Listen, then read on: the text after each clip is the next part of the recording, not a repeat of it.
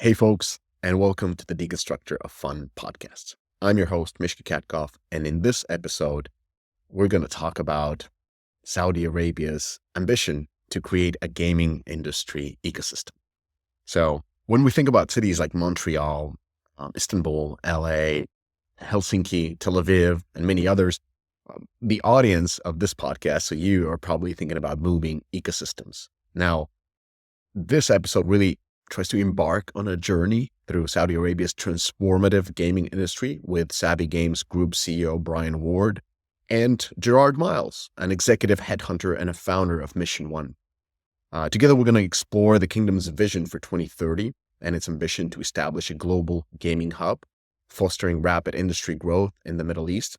And I find this conversation very interesting because when you think about growing and giving a birth to an ecosystem, especially such an interesting ecosystem as gaming, what would you do? Where would you start? How would you do it? Saudi Arabia, of course, has immense resources to do this, but nevertheless, it's a challenge. Does an ecosystem come organically? What can you do to support it, to provide the right type of incentives and the right type of resources to make it happen?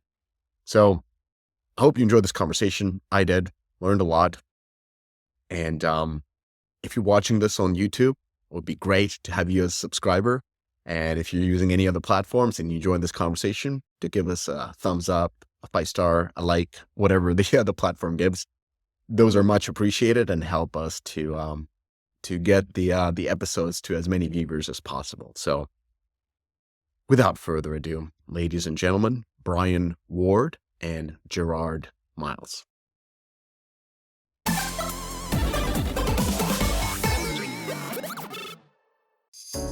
You've heard of Heroic Labs by now, and we keep talking about them because in today's mature market, you need every edge to be successful.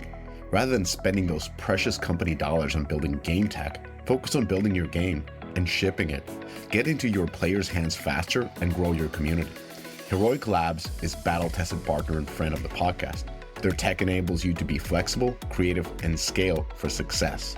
Heroic Labs has your tech stack covered. Whether you're looking for a world-class back-end game server, an amazing game development framework, fantastic live ops tooling, or reliable mass scalability, Heroic Labs has solutions for all of these challenges. And it's not just us at Deconstructor of Fun praising Heroic Labs. The company works with some of the world's biggest publishers on many of the beloved games. Focus on your game, save a big chunk of cheese, and avoid tech risks with Heroic Labs. Brian, Gerard, welcome to the podcast. Thank you. Thanks. Good to be here. So to kick it off, I'll do a quick introduction. Gerard is a returning guest. Brian here for the first time. Good to see you. And just a quick introduction. So Brian Ward, CEO of Savvy Games. You've been the CEO of Savvy for nearly 3 years. Before that, you had got a really storied career in leadership positions at EA, Microsoft, Activision, and you also founded your own studio or your own company called Lotto Interactive. It's a skill-based real money mobile games company that you operated as a CEO for, I believe, 12 years. So Brian, welcome to the podcast. Thanks, Mishka. I'm really happy to be here. Thanks a lot. And then Gerard, returning guest, executive headhunter, co-CEO of Mission One. You've been executive headhunter, if I remember correctly, for the past 14 years. Exactly. Focusing a lot on the gaming industry and as of late on the broader app ecosystem. Exactly. Yeah. Thanks, Mishka, for having me back. Awesome. And let's start with the most obvious question, like how the two of you know each other. Great question. So Gerard and I, Gerard, you can keep me honest on this one, but I think we met several years ago in your prior in your role at a prior company before you started Mission One. Maybe I'm gonna guess maybe 5-6 years ago, something like that. And then we became reacquainted in the last couple of years once I was here at Savvy, and we needed really top drawer specialized games experience of the type that Mission One provides, and that's how we reconnected with Gerard. Exactly. I think I tried to headhunt you unsuccessfully into a couple of roles, Brian. I couldn't sort of tempt you over to whatever it was. I can't remember. It was some president, CEO role, and we couldn't get you into that one. But yeah, it's about 6 years ago. But it shows what a small world it is, right? I think that was you're in North America then, and that was for a role in Europe. So it shows how sort of international and how all connected it is over that period. Yeah. Well, talking about headhunting, like Brian, you're originally Canadian. You've, based on the companies you work with, you lived in LA. And how does one go from, especially LA, to the Kingdom of Saudi Arabia, living in Riyadh? Like, what's that process apart from getting a call from Gerard? Well, Gerard, unfortunately, Gerard wasn't responsible for this this position. It was a different firm, but I'd left Activision in 2012 and started Lotto Interactive, ran that for 9 years. And towards the end of it, pre-COVID, I was really missing the traditional games business. And to the Lotto Interactive, real money business, supporting government and state lotteries, basically with mobile games. And I really wanted to get back into this side of our industry. And so I began looking around pre-COVID and during the first part of COVID. And then and then an executive search firm called me and said, actually, a couple of them called me about jobs here in Saudi Arabia, but this was the second call about this particular position. And at first I thought it was a project that would sort of look like Tencent as kind of more or less a passive investor in the games business. But once I understood the remit a little bit more clearly, I thought, oh, this is a really unique opportunity to try and build a great company, to try and contribute to the growth of both games development, publishing, and esports. And then the real sort of thing that sealed it and convinced me to come here was once I visited Riyadh, and I'd never been to Saudi Arabia or even the region outside of Egypt, and saw what was happening with Vision 2030 and the pace of change in the country as a result of all the initiatives undertaken since about 2017, 2018. I thought, okay, so those two things, building a great company and hopefully doing some good for our industry, are pretty unique. But add on top of that, the chance to help some people transform their country in what seemed to me to be pretty positive ways. I thought, okay, this is too good an opportunity to turn down. So that's why I'm here. And what were the sort of perceptions you had before visiting the region, especially Riyadh, compared to what what they actually are, especially given that you've been in the country for the last 3 years and the pace is, we can see it based on and everything that Saudi Arabia is doing. It's incredibly fast. So what were the perception and what's the what has been sort of a revelation of the actual truth? Well, I think like most people in the West or in America, let's say, who have not been to the region, I had the usual preconceptions about the region and about Saudi Arabia, really, because I didn't have any personal experience. So I was aware of Vision 2030. I was aware of the move to diversify the economy away from oil and gas, which seems like a pretty good idea all by itself, thinking of the planet, and also aware that there was a big move towards modernization and transforming the society. But it's hard to know what that really means until you come here. In fact, I think it's impossible to really understand what that means until you actually see it in action. And that's why I really wanted to come here during the discussion phase before I received an offer. And after about 3 days on the ground here, that first time, I thought, I get it now. Vision 2030 is actually a really serious thing. Everybody in the country has signed up to this initiative. It feels like everybody is, moving in the same direction and is aligned towards this future. This is a very young country, super young country, 70% of the population under 35. The young people are just on fire about these opportunities that are being presented by Vision 2030. They're like young people everywhere. Basically, they want more opportunities. They want more freedom, et cetera, et cetera. And I thought, okay, this is really eye-opening, and the pace of change seems to be astonishing from a Westerner's perspective. My only sort of analog for it was it's kind of like China 40 years ago, where they just kind of flipped the country 180 degrees and said, okay, we're going this way now. Then they stepped on the accelerator. So I thought, okay, well, this is, and that's true. I mean, not everything here moves at the speed of light, but generally speaking, the transformation has been astonishing, and that's, I think, the real eye-opening thing. And actually, Brian, as part of my experience of coming over, it's really interesting that there's a lot of pride from the local Saudis in just the direction of their country is going. And I remember getting a plane across to Saudi earlier this year, and for 2 hours I sat next to this guy, and just, I think from the West, I think we're all a bit a bit awkward about being proud, sort of nationalist, proud of our nation. Sometimes it's sort of, it's sort of conflicted whether we want to be, are we proud of being British or not, or where these guys are so proud of the direction of sort of showing, hey, we're not what you think you are, actually. There's all this stuff going on, whether it's the infrastructure projects or the games projects.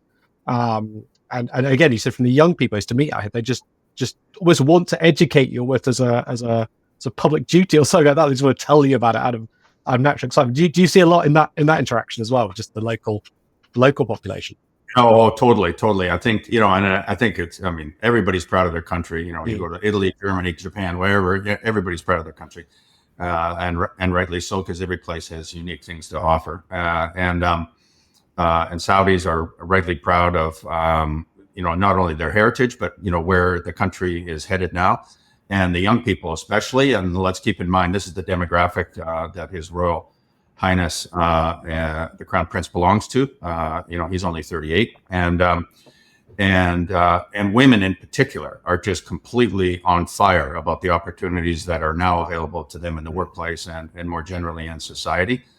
It's almost like they've been waiting 1,400 years for this change, and now it's here. And from an employment and workplace perspective, they are among the best employees I've ever worked with. Hardworking and super dedicated, and just completely excited about the opportunities that are now available to them. And it shows in the statistics. The national participation amongst females in the workforce has doubled, or up to last year, 5 years previous to last year, it had doubled from 16% to almost 35%, exceeding the 2030 goals. And out of interest, when I saw that statistic, I thought, okay, they've gone from 16% to 35% female participation in 5 years. I wonder how long it took America to do that. So I looked it up. And now this was a long time ago, but it took 42 years for that to go from that number to the other number in America. And that was, from 1920 to 1962. But still, half a decade versus half a century is a pretty remarkable difference. Yeah. And Gerard, by the way, as you are, working with different regions, and especially with this region, do you feel that there's same type of misconceptions or thoughts about opportunities in Riyadh as Brian experienced, or do you have to kind of talk people through this, or is there a better understanding this time around? Yeah, I think to Brian's point, actually, you can almost feel the change in sort of 2-3 years of the change of perception. I'd say when we first talking to people about Saudi and Riyadh, that was a couple of years. So 3 years ago is the first time I ever worked on a Saudi-based role, and there's a lot of just questions of why Riyadh, what's going on there, very low knowledge, some just real misconceptions about even what's Riyadh like as a city, right, and what would it be like to be there.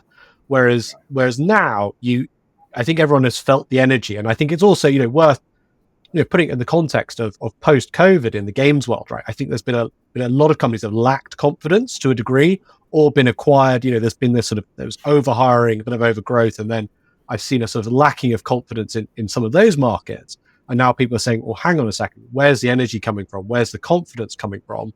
Yeah, I think Riyadh and Saudi are one of those. And again, I'm sure we'll get on to the acquisition of Scopely was well timed, should we put it like that, right? In terms of, suddenly Scopely and Monopoly Go were doing extremely well, and that was linked into the Saudi story. And I think that's also helped drive a lot of curiosity as people are saying, okay, it's interesting there, but they've also made some really interesting acquisitions. So I'd definitely say sort of the brand and perception has shifted really dramatically in a couple of years. And to Brian's point about female leaders and executives and I think there's a lot of excitement there. We just placed a very senior female leader who's relocating over to Riyadh. And I see this across the board, that a lot of senior female leaders in games are always sort of looking for how can we also further that, right? How can we make it more normal that we're seeing more senior female leaders out there, and they want to be a part of that story. So it's interesting to see sort of non-Saudi executives coming across, as it were, to also sort of build on that and be a part of that movement, which I think is actually quite global.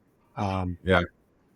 I think this catches some people off guard, Mishka, because if you're really not familiar with the region or the country, and you start talking about female participation in the workforce or women's rights or whatever, people are still sort of anchored in 10 years ago saying, or 6 years ago saying, well, didn't women just get the right to drive, and don't they still need a male guardian and all this stuff? And that is all completely, I mean, that is that might as well be 30-year-old news, compared to what's happened in the short span of time since all these changes occurred.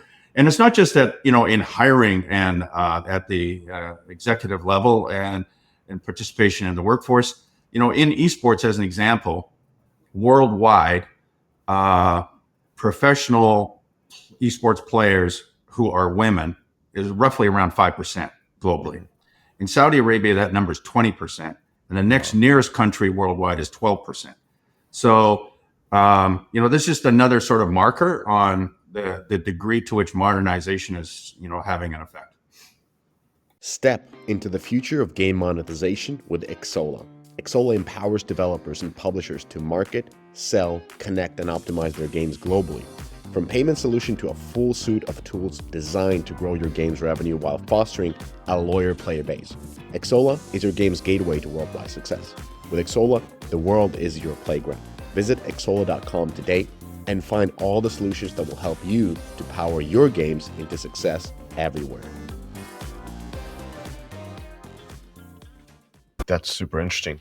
So let's shift gear and talk about Savvy. I think most of our audience probably just connects Savvy to Scopely, and that's about it. Just like Gerard, you said, what is Savvy Games Group? Like, is it a private profit-seeking equity or private equity / aggregator, or is it an engine that is diversifying the kingdom's economy? Because as you said in the beginning, it's very oil and gas driven. Are these kind of like the venues that are built to diversify that economy? Yeah, great question, Mishka. So we are a fully commercial operating company, not just an investor. We were established as part of Vision 2030. Vision 2030, just so everyone remembers, is sort of the roadmap and blueprint for diversifying the economy away from oil and gas into 13 industrial sectors, one of which includes entertainment. And of course, games is by far the biggest part of entertainment now. And so, hence the significant investment in the games and esports sector.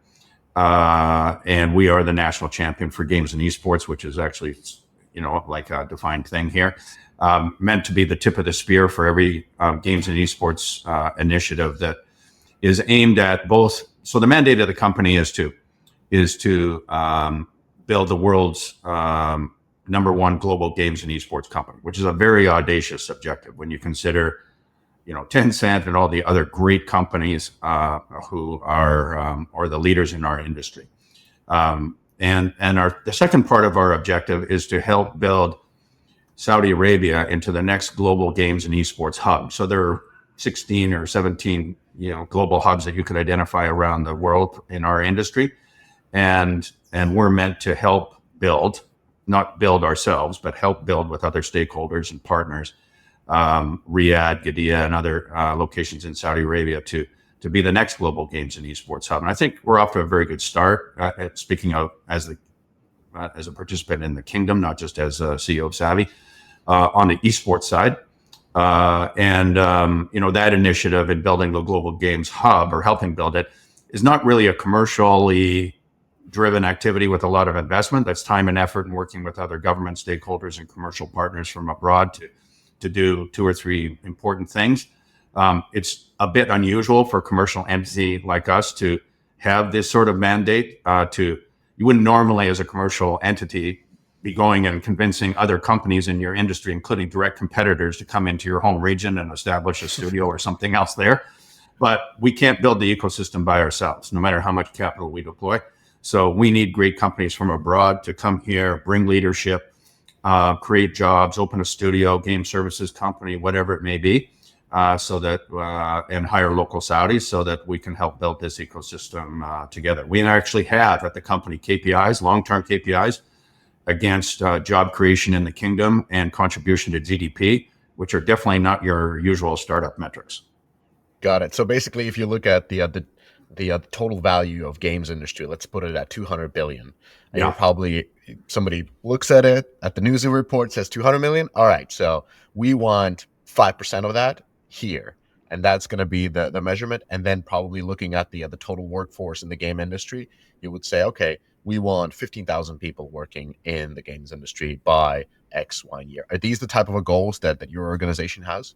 Sort of. There is a national strategy. Yes, as a company, we have certain goals along those lines. But I think more importantly to emphasize is the fact that there is a national games and esports strategy. This is the only country on the planet that has a national strategy for our sector, announced by the head of government, no less. That has 86 objectives under it.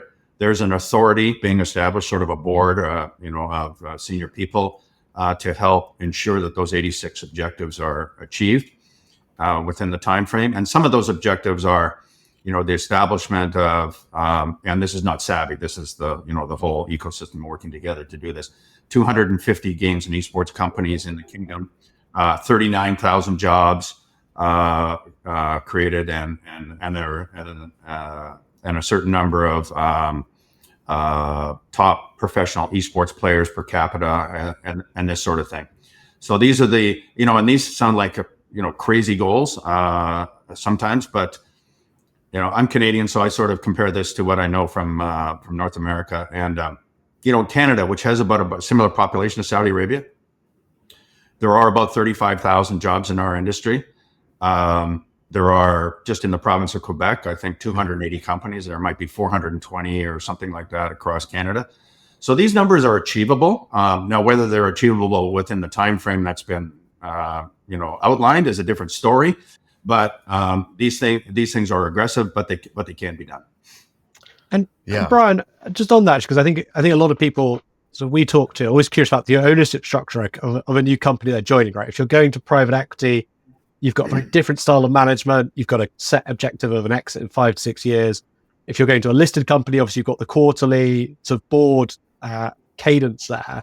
It's sort of interesting to explain to people how sort of Savvy is set up, as you said, with both a sort of almost quasi sort of economy goals, right? Which are very unusual compared to most listed companies, which are just profit centered. How does that flow through, do you think, to listeners of actually what difference does it make as an executive at Savvy, having that sort of stakeholder and that sort of objective, which is sort of economy based, or that's a great question, Gerard. And I think this is what makes Savvy unique in some ways. We are a normal commercial entity in most respects.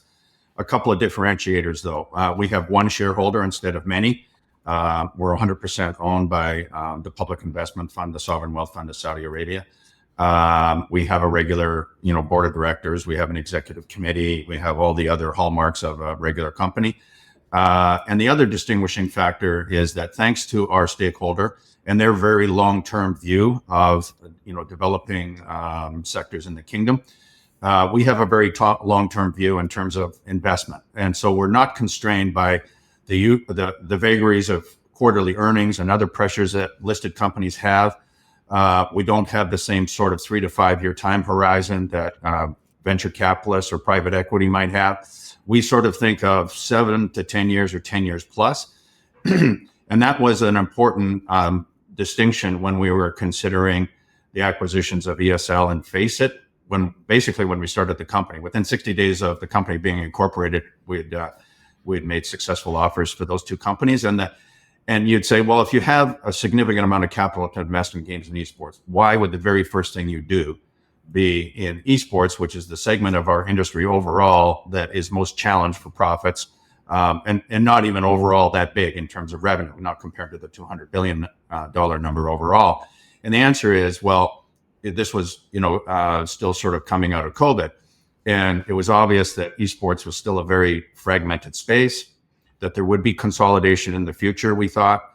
Demand had sort of accelerated partly because of COVID. And I think we saw this a lot across a lot of different things in entertainment. And we thought, well, everybody who's in this space currently is kind of capital constrained, or they have a short time horizon, 3 to 5 year time horizon.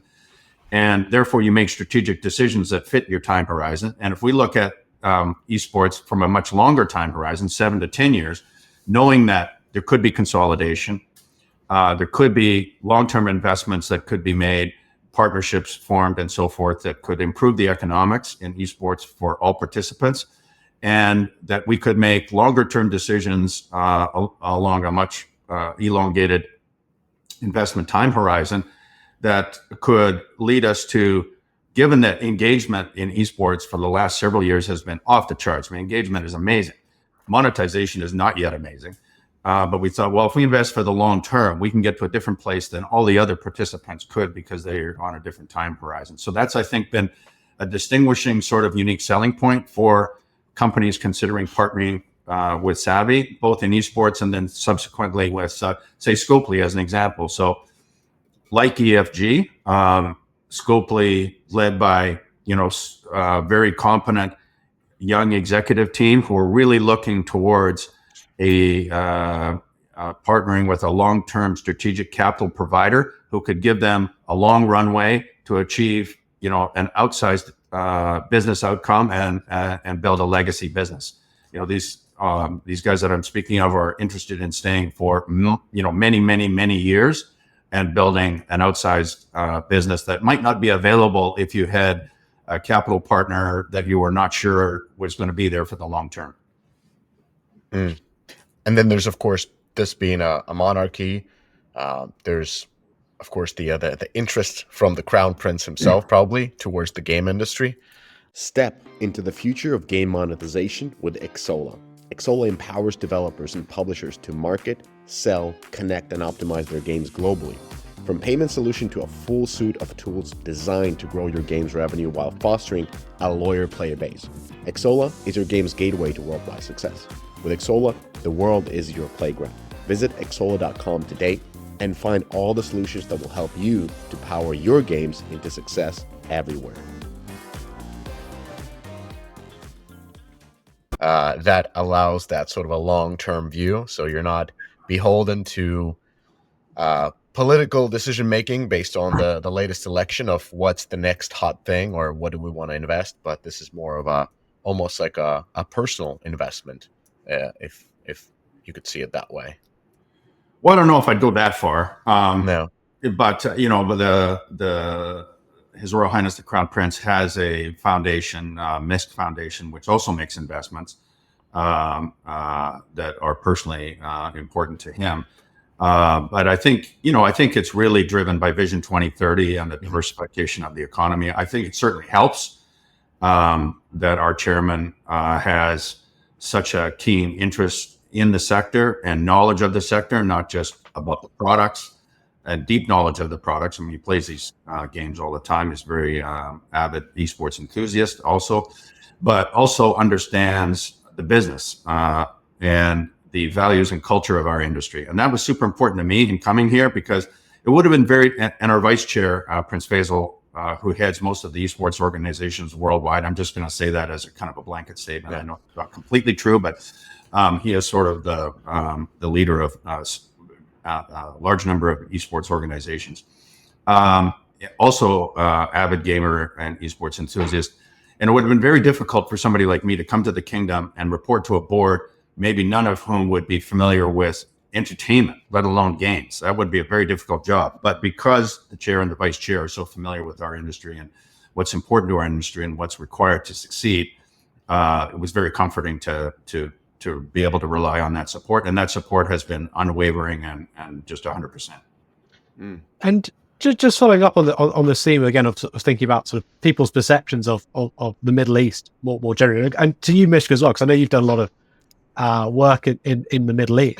A lot of the questions I sort of get when we talk about it is there's an assumption that there's this huge amount of capital and things are quite loose in terms of spending, if I could say it that way, right? There's this sort of assumption that just paying like 5x the market or whatever, but it's not, in my experience, it's actually not true. Like there's actually a lot of, it's generous. There's a lot of actually more sort of regulate or like, not regulation, but there's a lot of thought that goes into these things, sort of benchmarking, a lot more actually sort of, I don't know if it comes from oil and gas, sort of thinking through this very carefully and being a lot more sort of structured and regulated in how you're operating. Is that fair to say? And again, I'm just curious from both of you whether you get a lot of assumptions that somehow that some everything is over the top and just money is sort of flowing in and everything you do, as it were, there's gold taps in the bathroom or something like that.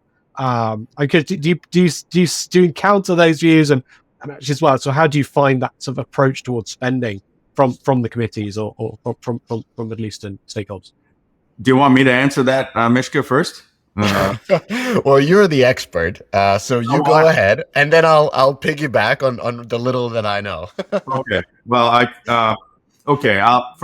from my perspective here in Saudi Arabia, and you can see in the background my office, there's no gold taps. It's a fairly they're all out of sight. They're all just to the left of your camera. No, there's not a speck of gold in this office. No, the rigor and discipline that's applied to everything we do, whether it's our annual budget and our operating expenses projected for the next year, or the various investments we make, is as rigorous or more rigorous than anything I've done before. And I led about 11 studio acquisitions at Activision. And I would say we go through a lot of hoops here to make sure that every conceivable question on valuation and risk and every component of our transactions is examined not only by us and the advisors that we employ, but by the PIF MENA team, who is responsible for our business inside our shareholder overall, and of course, who also have to report to a board. So there is no sort of freewheeling and cash flying around. From my experience, the exact opposite, actually. So with my limited experience, there are cases where cash has been flowing around, but that's never sustainable, and those people don't stay in that position. What I like about this, as Brian, you mentioned, that very sort of a calculated approach, that is 100% there. But then there's the other side, which is not being afraid to pull a trigger when there's a great deal that is on the table that might be a little bit more riskier or doesn't exactly show the type of a calculation, but it fits the overall strategy and the goal.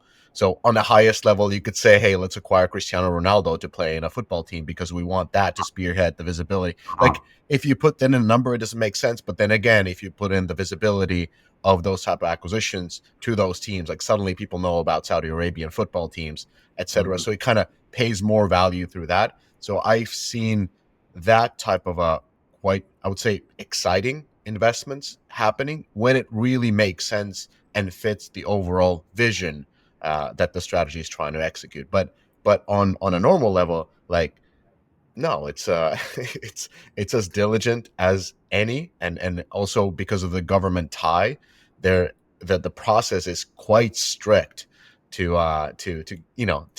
getting paid. So you're working in that governmental setup. Yeah, I think that's really important to note, that that government piece. Because we are the public the PIF is essentially, the capital and assets that they manage, which is nearly $1 trillion now, I think, that's public money.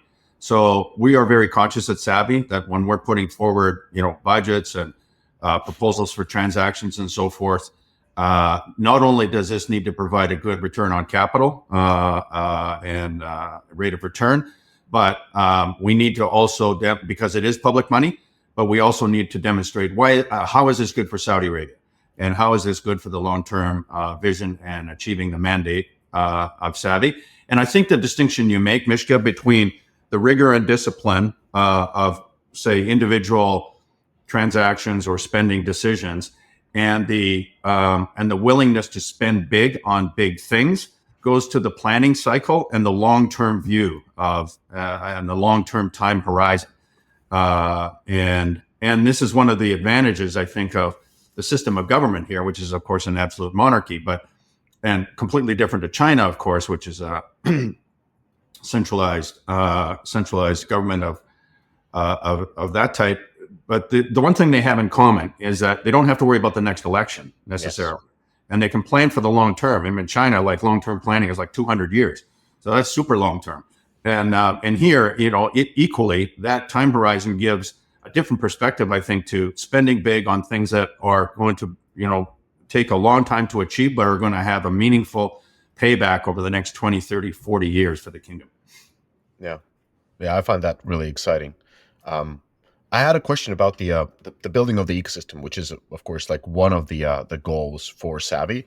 And by the way, like in terms of Savvy, like having this governmental connection, we have plenty of companies in Europe and Finland alone that are majority owned by the government. So usually those are strategic companies, whether it's talking about airlines or a certain type of energy companies. Like we also have those type of things, and they do have a role that is wider than just returning to their investors. So Savvy being that type of a company, you talked about like building that ecosystem, and it's a very interesting challenge because on the other hand, as you said, you have essentially infinite resources, but at the same time, it is quite difficult because you have this perception and there's kind of nothing there when you started. And like, how do you build an ecosystem that is as the ecosystem is like working on itself as a self-driving engine and not just something that you have to constantly invest capital into to kind of force it to work? Like, how do you make it work on itself? Like, where do you start? Yeah, that's a great question. So, well, I wish I wish the available capital was infinite. That would be amazing, but unfortunately, it is not. And we're being held to account for every real we spend, rightfully so. And I think other participants in the ecosystem the same thing. So to answer your question though about the how do you build an ecosystem? Well, how we see Savvy adding the most value to helping coordinate and collaborate with other entities here to help build this ecosystem is really around three things. One is working with the government entities, mostly ministries, to ensure that the right incentives, financial incentives, and programs are on offer to attract foreign investment. So this is not a low labor cost jurisdiction. This is not Eastern Europe or some other place. This is, our cost here is as high as it would be in America in terms of development talent, let's say. So in order to, if you look at the development of most of the global hubs in our industry, a lot of them were built off the back of companies going there or local companies being established in relatively favorable jurisdictions from a cost perspective. We don't have that advantage, so we need to create that advantage, like other countries have, Canada being among them, in terms of creating incentives to attract foreign investment and entice companies to come here to serve the region or the world from Saudi Arabia. Now, of course, MENA is 22 countries across the Middle East and North Africa, population of 500 million people. They all speak one language, fifth most common language in the world, 288 million gamers in this region, which is more gamers than in Western Europe or in America. And it's a really underserved market. So companies should be serving this market. But if we want them to serve this market from Saudi Arabia, we need to provide the right incentives to do so, number one. Number two, local entrepreneurship here, because of Vision 2030 and the modernization of the country, is on fire. And we need to provide the right sort of incubation and acceleration programs through partners in the kingdom to enable local Saudis to have the financial and operational support to start something and be successful at it. And then thirdly, training and development is needed in order to give the young Saudis the skills to fill the jobs that hopefully, will be created locally and will be created by companies coming in here and establishing here. This is a demographically favorable jurisdiction. A lot of young people, 67% identify as gamers. They know a lot about games. They're enthusiastic about games. They love our sector, but they don't have work experience. And so to give them the right skills to fill those jobs, we need the right sort of training and development programs to be developed to do so. Super interesting. Got it. So attracting foreign investment through different types of governmental incentives, fostering entrepreneurship through incubation and training and development. And as you look at the gaming system as a whole, like we have so many things. Like, yes, you mentioned esports a few different times. We've got AA, AAA, indie game companies. We got mobile gaming, we got cloud gaming, we got all the tools, tech and AIs, the platforms, the engines. How do you look at this sort of a broader ecosystem of all these very different type of players? And is there certain categories, let's say like a AAA developers that you're not really looking into developing out of maybe in like a short-term horizon out of Saudi Arabia, and you're focusing on others while dismissing others? Like, how do you pick and choose essentially to build an ecosystem? Because all these ecosystems around the world, even Montreal, doesn't have all these elements. Exactly. And I guess the short answer is at Savvy, we're not picking and choosing. We're just trying to help coordinate and collab and establish more collaboration between all the players in the local ecosystem, government, educational institutions, commercial partners, and so forth, as well as international ones, to make sure that we have those three elements that I mentioned on offer and that are well marketed and globally competitive with Abu Dhabi or Istanbul or Canada or wherever, so that companies are more enticed to consider this as the most viable location. But it's not really up to Savvy to say, hey, let's target these AAA companies and not or let's focus on this sort of part of our industry and attracting these companies. We could, but I don't really view that as our mandate. I view at the moment, I think that the thing we need to overcome in the kingdom is that there are a lot of local entities, government institutions, giga projects like Gadia, NEOM, National Development Fund, the Saudi Esports Federation, the World Cup Foundation, who all are interested in games and esports and seeing this developed in the kingdom. And they all have interesting programs, incentives, and offerings, but there's not as much coordination as there could be amongst all these things. I'm not saying some of these things should go away. I'm just saying everybody's playing. My analogy is everybody's playing for their club team. Not many of us are playing on the national team. And we need to play, especially since this is the only country that has a national strategy. We should all play on the national team, which will help everyone achieve the objectives under the national strategy sooner. Got it. And this podcast is brought to you by AppsFlyer. In today's digital world, understanding your app's journey from discovery to download is more than just insightful, it's essential. Enter AppsFlyer, the leader in mobile attribution and marketing analytics that allows you to measure the full potential of your marketing efforts, making every ad dollar work smarter. With AppsFlyer, that's your new reality. Dive deep into data-driven insights that reveal exactly where your users come from and how they interact with your app. AppsFlyer, where your app's potential meets performance. Gerard, like how does this, so you work with, you work with several ecosystems. Like how does the development of this ecosystem compare to the other ones that you work with? Like let's say California, and you have worked in Canada and in the European Union and several different cities. Yeah, I think it's a really sort of broad topic, actually, a lot of interest, because you've got these sort of different hubs, right? You've got, as you said, Montreal, right? I think that's the easy one to sort of think about and say, like, really that was a very deliberate push, right, by Ubisoft with local government to go in and build an infrastructure. And I think, I can't remember how many people they've got. I think it's like 5,000 people maybe in Ubisoft Montreal alone. And then there's loads of waves of other studios that have sprung up around that core. And that's on some more on the PC console side. And then you've got other analogies of, say, Barcelona, which you had Social Point in there early, King in there early, and then Scopely come in a bit later, and they all steal each other's people, and they all sort of fall out over it. But it's a really interesting sort of ecosystem in itself, the mobile, and obviously Helsinki, where you're based, Mishka. I'm not going to tell you about that, but I think again you've seen these sort of hubs for, but that's been a very organic, right? And again, I think at Istanbul is this very sort of organically grown up system around mobile.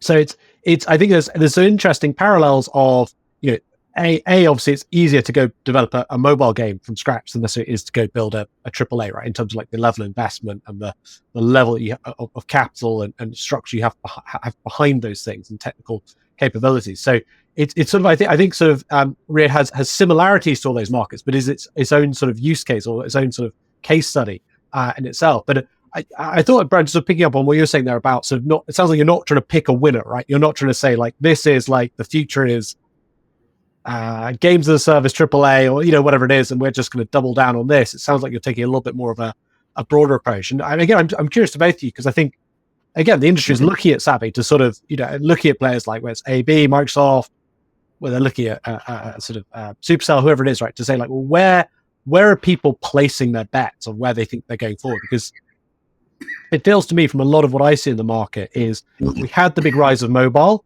Now it's more of a mature business, right? In terms of like, it's not going to go 20, 30% year a year going forward. We had the big switch to games as a service, which obviously was huge, you know, from box products and to live products.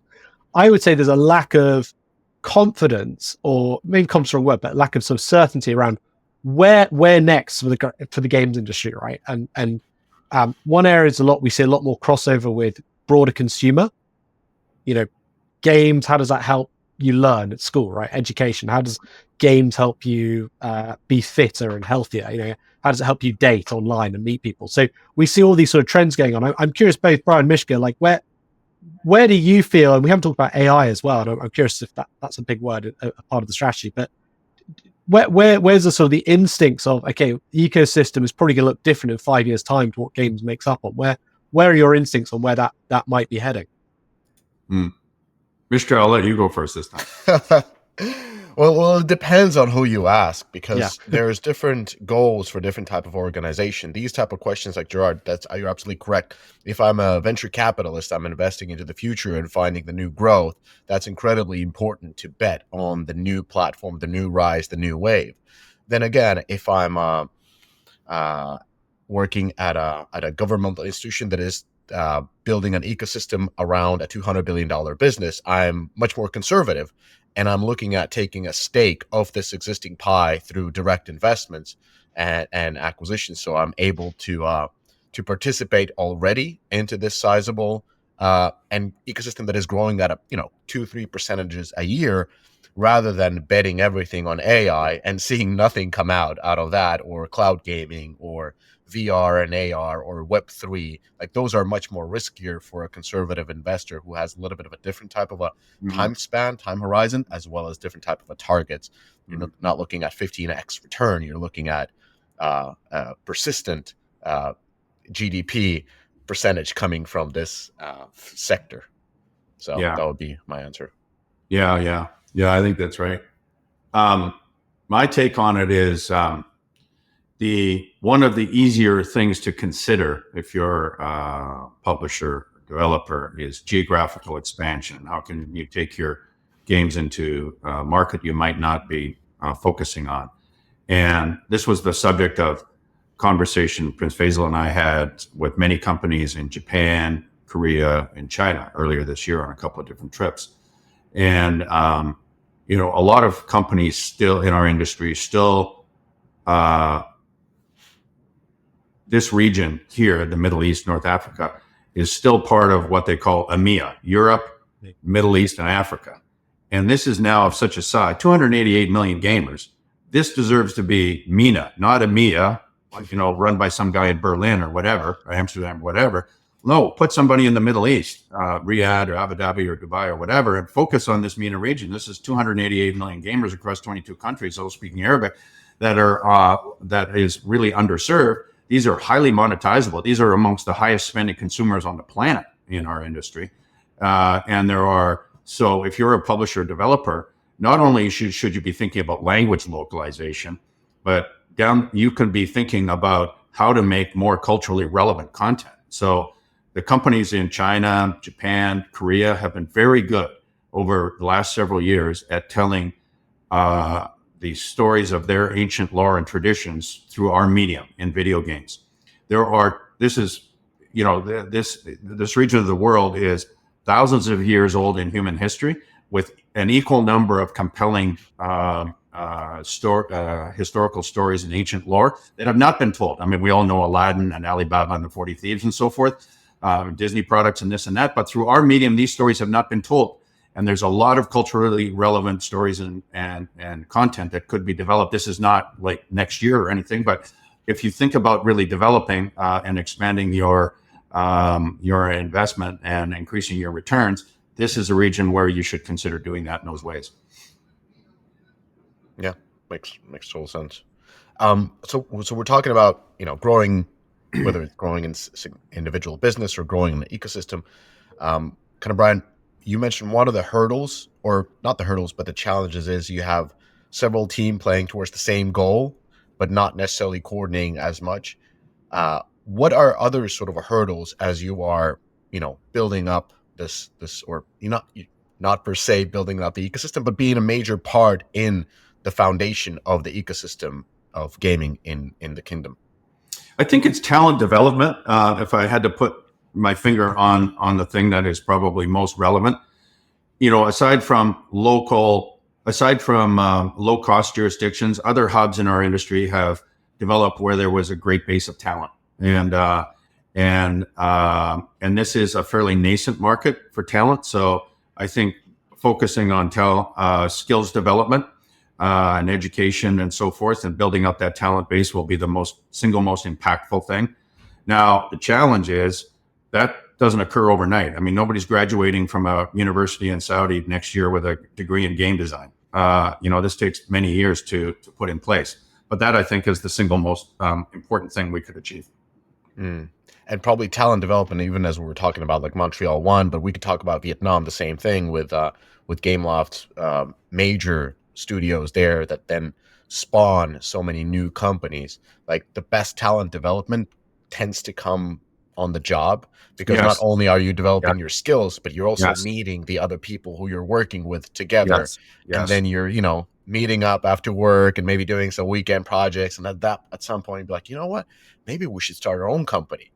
And that kind of spawns that type of thing. So how do you sort of create that aspect? Like is there a plan, since the acquisition of Scopely and presumably other acquisitions in the future, is there a plan to have part of the development, happening in Riyadh, so that sort of fosters that talent development? Or is that kind of like part of the contracts or not? Like how are you viewing this aspect? I think that's an important part to think about in the future. EFG is already here in a big way, having run the World Cup this past summer and Gamers 8 for the past 2 years. Now have a long-term agreement to run the World Cup for the next several years.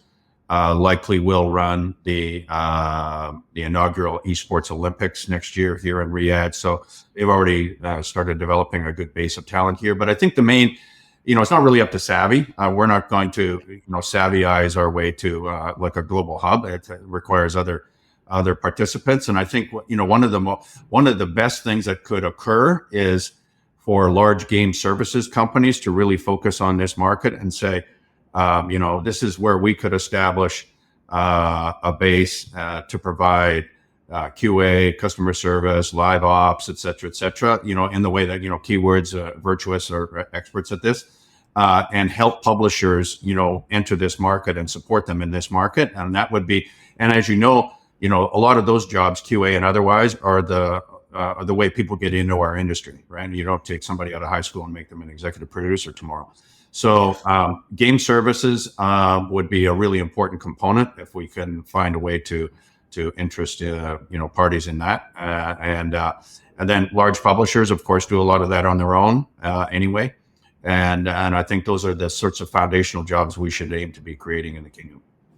And to your point, Mishka, again, was it see a lot in those other hubs we're talking about, it's Istanbul or Barcelona or Helsinki, right? That it's not just the individual learning, right? But you said it's the team, the sort of the knowledge of working together as that small unit that actually is that hub. That it's hard to go start business this year on your own, but when you've got 3-4 guys, people around you, right, you can start to do that. And to your point about Mishka as well, sort of bringing in the time, what the hurdles. I think also, as we're talking about here, there's a sort of long-term brand building piece. I think that, particularly we're seeing this is it's maybe not on the first call you're necessarily got your passport ready, right, and you're going to go to the Middle East necessarily, but there's definitely a sort of a year-on-year accretion of going out there, hearing about a friend who's been out there, hearing about a new team that's spun out from there, seeing a VC suddenly make their first investment in that region, right? It's sort of become sort of I think there's a sort of a brand piece around the relocation piece or around the ecosystem that sort of goes beyond just Savvy, right, as well, that sort of is being built very rapidly, but still still in that educational phase. And again, just like the Coca-Cola you're picking on your shop, right? Like there's so much subconsciously that's going on in executives' minds. In our experience, at least, of sort of when you present an opportunity that sort of influences that ability to say, yes, this is really interesting versus, that's kind of cool, but a bit crazy maybe, or a bit different from what I was thinking. Yeah, I mean, all of these ecosystems have their own incentive structures. Like even when we're discussing, you've mentioned Istanbul a couple of times. Turkey has their own incentive systems. The capital income gain tax is pretty low for these companies. There's direct support for development. There's direct support for market entry. There's direct support for sales. Everything is getting subsidized by the government to really help smaller companies become mid-size and kind of run on their own. So really help them to take off the ground, because that is the type of an ecosystem that they have, is a lot of smaller studios that then can grow into these billion-dollar companies that are still relatively small, like 100 people or so, but are quite successful. And so the question is kind of like, what are, like, I understand there's the branding aspect, there's the story that you can tell about Riyadh and how good of a place it would be to relocate. But what are the tangible elements that, let's say, an individual and a company relocating there are able to get? Or like what kind of a support can they see? So I think you're asking about specific incentives and programs. Yeah. So Yes. MISA, which is the government ministry responsible for attracting foreign investment, they have a lot of good programs and incentives on offer to game developers and games publishers and so forth. And like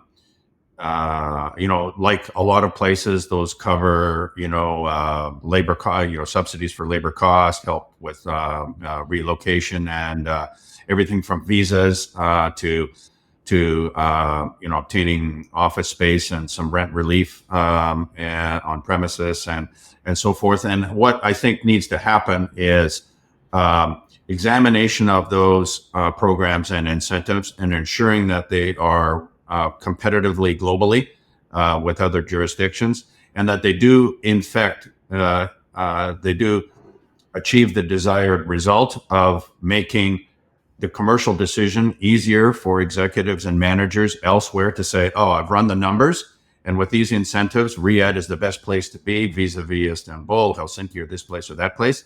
And then ensuring that those programs are dovetailed with other programs that are on offer in the kingdom. NEOM has incentives. Gadia is talking about incentives. The National Development Fund has programs and so forth, and making sure these things work together in the best collaborative way to achieve the desired result, and then making sure that they're well marketed and understood, and that the process for obtaining them is good. There's still a lot of churn in the system in terms of how do you get you go one place for visas, and you go you go to another place for your business license, or you have to apply at this ministry before you go to MISA, and if you get rejected by this other ministry, then you can apply for the MISA thing, and then this and that, and whereas other places are doing a super good job. Abu Dhabi, is amazing. I don't know if this is true, but I've been told you basically go to one building, and you go this floor, you get a business license. This floor, you get visas for your employees. This floor, you get a driver's license for everybody. By the time you've left the building 2 hours later, you have a business, a new wife, and everything's amazing.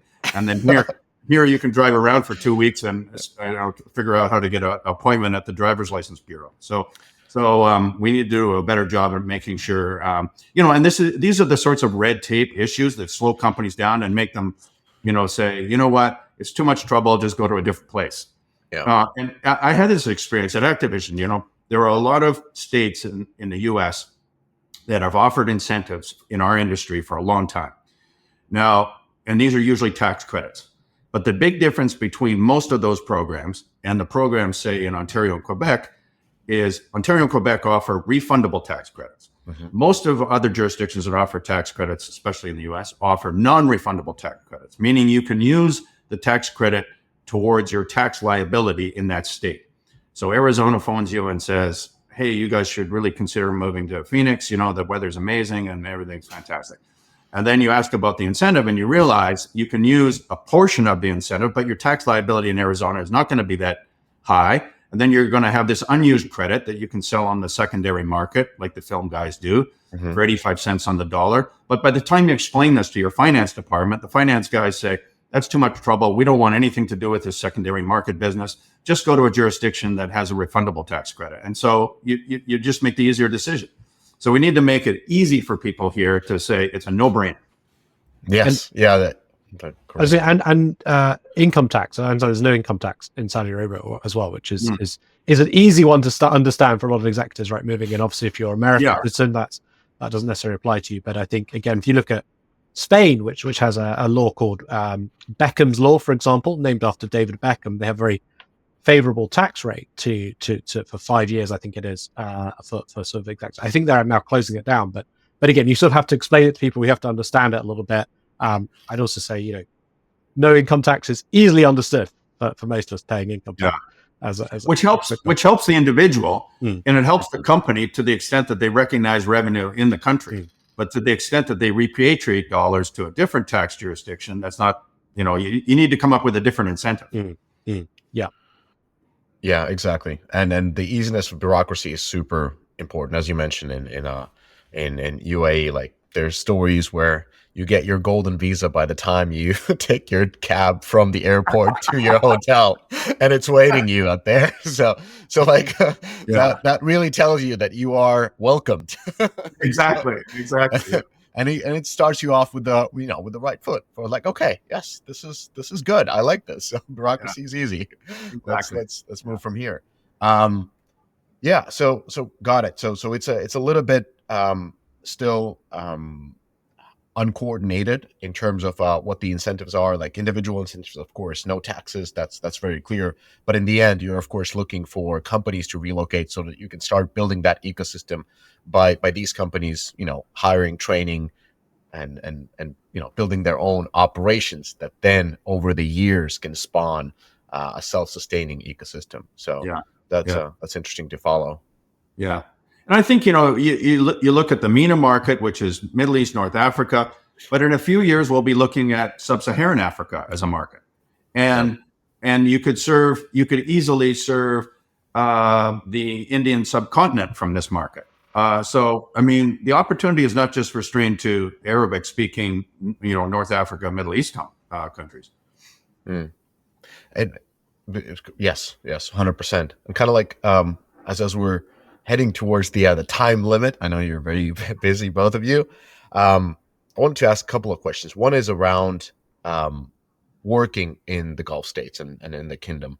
Like, how is it different compared to American working culture, for example? Like, let's say, is it as aggressive as American, where decisions are quickly made, you act upon them, or is it more personal based, like working with Asian companies where your relationship with the founder, with the CEO, is the most important thing? That personal relationship, that trust that you have, is the key, or like, is it somewhere in between, or how is it like working in that type of a culture?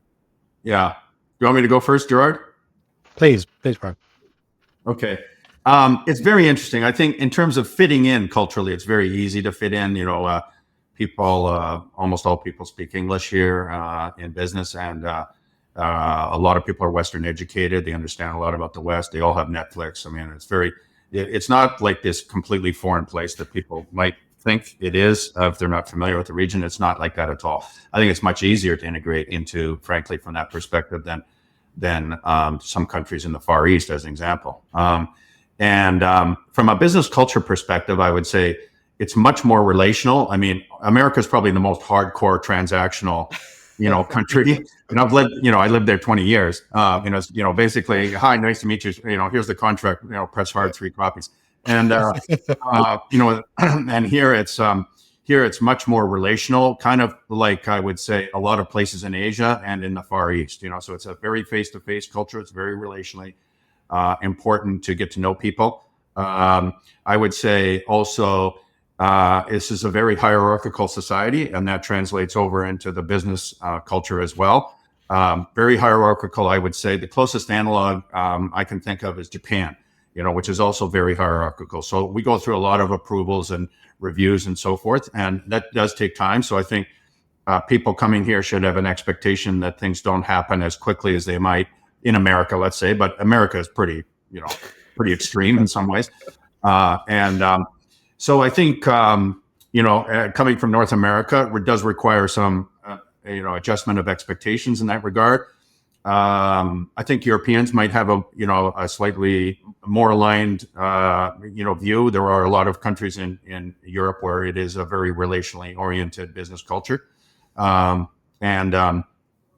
So I think that's my major observation of it after 3 years. Or Gerard, how do you see it? I think it's interesting because I suppose it feels there's much more mix with Savvy than, say, other international cultures I've worked with, in terms of you've got Brian's Canadian, you've got Americans, you've got a lot of local Saudis, whereas you're working with an American corp, pretty much most people are American. Obviously, there might be a few Brits in there, or you're working with Ubisoft, it's a lot of French. It's sort of, I'd say it's more of a mix of cultures there in my experience, and actually that requires a little bit more nuance and a little bit more sort of agility to switch gears depending on who you're working with and who's in that room with the meeting. And I'd probably say as well, the email culture, at least my experience, is less strong in terms of, like, if you want to get a result from someone or get an answer to something, try and, as Brian's saying, build that personal relationship, try and get on a call, have that conversation, and then realize that, there might be other things going on between. Whereas I think again, compared to a US client, a lot more emails, a lot more sort of very quick fire, like, this is happening, X, Y, Z, versus I think, there has to be a bit more of a look. We said this would happen.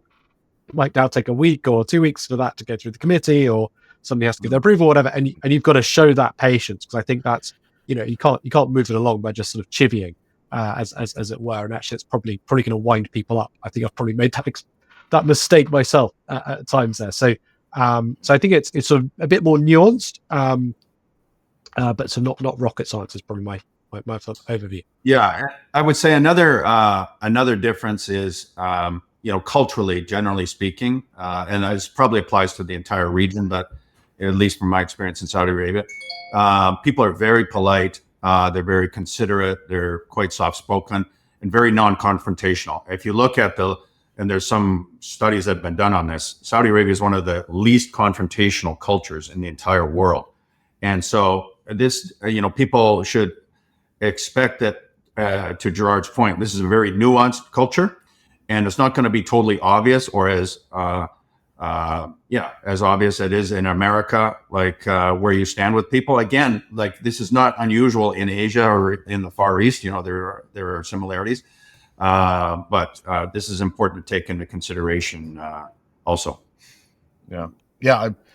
Again, with my limited experience, I'll just say kind of like three things to highlight for people who are interested doing business in the Gulf states. I would say the three things, as you mentioned. So first of all, Brian, like the personal relationship, and especially with the key stakeholders, not with anybody, but once you establish that personal relationship, it happens a lot, not through emails, but actually you will, use your Telegram or WhatsApp to do a lot of calls and conversations through the phone, and then only the official stuff goes then through the email.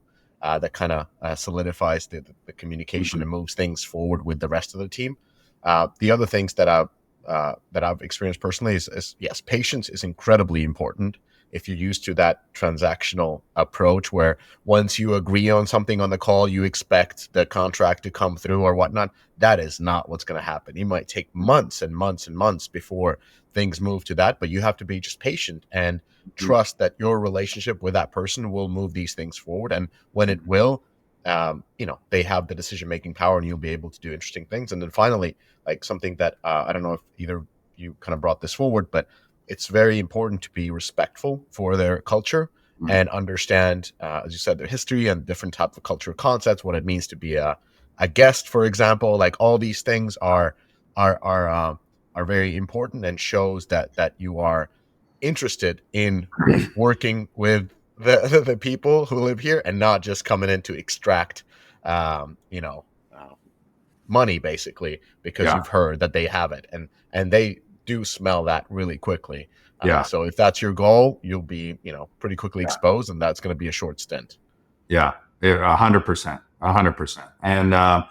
And I mean, that's common sense advice for anybody traveling, either just on vacation or for business, just about anywhere in the world. Be respectful of the culture and the people, and do your best to not be offensive. And I mean, I think this probably goes for the whole Gulf region, but people who are here to extract a lot of money without due consideration of the benefit that they're providing and the service and being respectful of all the things you just mentioned. Yeah, they can see that coming a mile away. You're going to be you're going to have a very short stay here. Yeah, there's a ton of those, so that's why they can spot them because Exactly. it's your stereotype at that point when you just try to get through. So to kind of cap this off, this episode, like both on the company level and then individual level, like what's the best way to explore opportunities and in the kingdom or working with the kingdom? Like, let's say if you were a company, like Brian, like what is Savvy looking for? What is the kingdom looking for? What would be your advice to basically CEOs in terms of the kingdom? Well, a couple of parts. I'll try and make this brief in the interest of time. But from our investment outlook, we're looking primarily at mobile first, cross-platform, free-to-play business, live services businesses through the lens of Scopely. Scopely, has a very, very good corporate development team that looks at hundreds of opportunities per year in that space, and so we're relying on them in the short term to identify some great opportunities and then to broaden that funnel a little bit next year. In terms of the kingdom, that's a great question.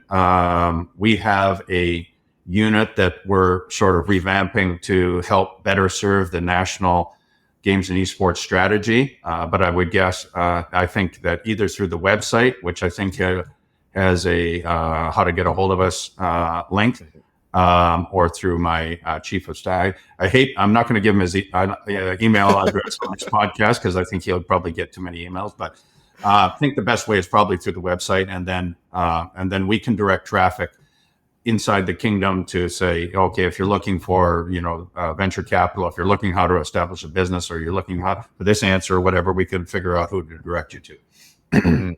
And are there any events coming in Saudi Arabia that companies should be looking forward to attending? Yeah, I'm sure there are, and I don't have that, unfortunately, calendar right at my fingertips. I think Pocket Gamer has something coming up towards the end of the year. We're looking, and I think where there's a high probability we'll attract some major games events next year, but that's not announced yet. But I know Pocket Gamer has something towards the end of the year, and I think it might be November, December. Yeah. So stay tuned for that. Gerard, if you're an individual and you're looking to work in the Gulf states, to follow Brian's footsteps, like how do you get there? Who do you contact? Like, what do you have to be prepared for? Yeah, I think again, I think sort of getting to know Savvy is such a great sort of anchor point. Just to sort of echo that as Peter. But I'm a big believer of just getting across there. I think just going across, as I said, there's lots of events there, whether Savvy related or otherwise. It feels like there's probably an event in Riyadh every week. I don't know, Brian, if that's quite right, but there's something. He's nodding that. Okay, so there's something going on there all the time, and as I said, like it's sort of changing quite rapidly in the city. So you can go there, and if you're just going to hear about Macabre or something like that, really, there's a reason to go there. And I think actually having that on the ground experience would help you navigate a little bit of what you're working with and what does it really mean, and give some credibility. So I appreciate not everyone's got a weekend to spare, but it's not that expensive to get out there. It's very easy to get I got a visa of arrival if you can do that. I think that would be my best advice, and just sort of slowly building a few contacts. There's Steer Studios. I think there's a lot of expats at Steer Studios as well. So to your listeners, they probably might know somebody who's already out there actually, or know somebody who knows someone who you can also sort of reach out to and get a soft sense of like, hey, I saw you moved out there with Steer Studios. What's going on? How are you finding it? Et cetera, et cetera. I think those are sort of good touch points. As well as, again, I'm happy to take calls today. I'm conscious as well of like the volume that I've got previously from these things is sort of, rather extreme. So, as well, always have to talk to great executives who are interested in Middle East or just general relocation and thinking about, how do we relocate, or what are the considerations of building a new ecosystem? Always have to take those calls. Or there you got it. So all the kind of like basic information on living, working, establishing business in Saudi Arabia, in Riyadh. If you're an individual, executive, slide into the DMs of Gerard. And if you are a business owner, then look to get to contact with Savvy. And for any individuals interested in the region, look at different events. White Knights, Pocket Gamer, Hit Games, all of them are doing different events. Once you come to a location, you're open to it. You want to meet up people. I'm sure you're going to get to visit a lot of different studios, and through that, establish your connection the old school way, meeting people in real life. So that actually still works. And I've done it actually in the same region, so I suggest others to do it. It does work. But on that note, thank you so much, Brian. Thank you so much, Gerard, for giving an hour of your time and talking about this new, growing, booming region of gaming. Great to be with you, Mishka. Thanks a lot. Likewise. Thanks all. You did it. You made it to the end of the episode. As a fan of the show, it would help us out if you subscribe and leave us a review on the podcast service of your choice. More importantly, are you a member of the Deconstructor of Fun Slack group? If you have 5 years or more of games industry experience, go to deconstructoroffun.com/Slack and apply to join. Join the games industry's best professional community filled with peers always willing to lend a hand. Or subscribe to our newsletter to get all the latest insights from the Deconstructor of Fun content creators. Thanks for listening.